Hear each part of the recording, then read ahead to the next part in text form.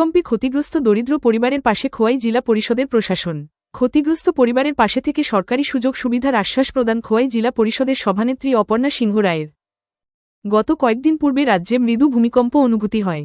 এই ভূমিকম্পে পশ্চিম গনকি পঞ্চায়েতের দিন দরিদ্র পরিবার সমর রঞ্জন শীলের বসত ঘরটির ফ্লোর ফেটে গিয়ে ধসে পড়ে পার্শ্ববর্তী পুকুরের পাড়ে। যদিও এই দুর্ঘটনায় পরিবারের কোন সদস্যই আঘাত পায়নি। ভূমিকম্পে এই পরিবারটি ক্ষতিগ্রস্ত হওয়ার খবর পেয়ে খুব দ্রুত সাহায্যের হাত বাড়িয়ে দিলেন খোয়াই জেলা পরিষদের প্রশাসন। ওই দিন বিকেল 5:30টায় বসতঘরটি ধসে পড়ার পর খোয়াই জেলা পরিষদের সভানেত্রী অপর্ণা সিংহ রায়ের অনুরোধে ওই ক্ষতিগ্রস্ত পরিবারের পাশে গিয়ে দাঁড়ান স্থানীয় একটি ক্লাবের সম্পাদক সুব্রত বণিক সহ ক্লাবের অন্যান্য কার্যকর্তারা। ওই রাতে অসহায় পরিবারটিকে আশ্রয় দেওয়া হয় একটি গেস্ট হাউজে।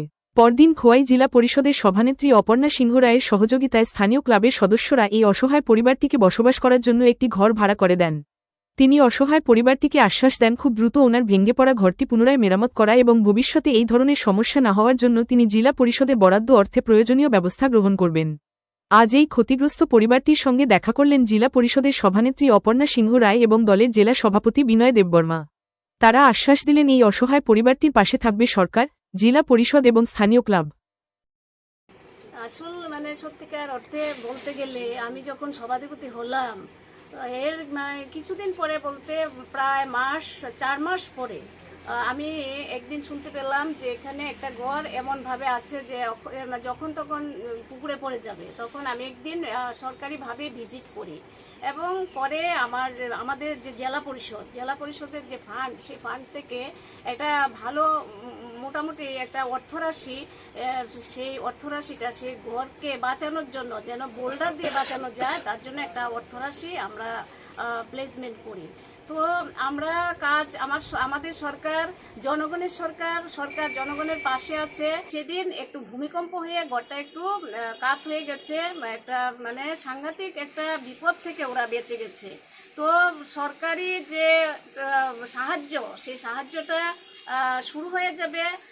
এখানে মালপত্র মোটামুটি এসে গেছে। তো এই কিছুদিনের সামনেই সংক্রান্তি, পয়লা বৈশাখ, সেই পয়লা বৈশাখের পরেই এই ঘরটাকে বাঁচানোর জন্য সেখানে বোল্ডারের ব্যবস্থা করা হবে এবং সেটা হয়ে যাবে। আমি তাদেরকে আশ্বস্ত করেছি। 25-এ একটা ভূমিকম্প একটা আবাস পাওয়া গেছে। তো আবাস পাওয়া গেলে তখন আমি আসলাম না এখানে। তখন আমি লোক দৌড়ে আইছি, আয়া কইতাছে এমন তোমার ঘর ফুরা ফুরে আছে খালি ফুলে।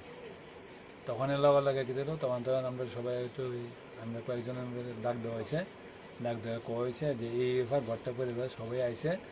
তারপরে তারা আমরা ক্লাব সেক্রেটারি আইসে, ক্লাব সেক্রেটারি এবার আইসে করে এরপরে আপনার এই ম্যাডামদের নামে আসলো, এই রিনা দিন নাকি তার নাম, আমি চিনতেছি না ঠিক নামটা।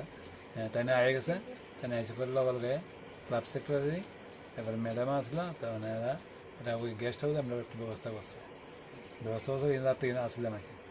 রাত্রে আসি বা সকালবেলা আসি, সকালবেলা জিনিসপত্র সব বাইরে আসলো, কিছু সরাইছি। তারপরে ম্যাডামে একটা ঘরের ব্যবস্থা করছে আমরা থাকবার লেগে।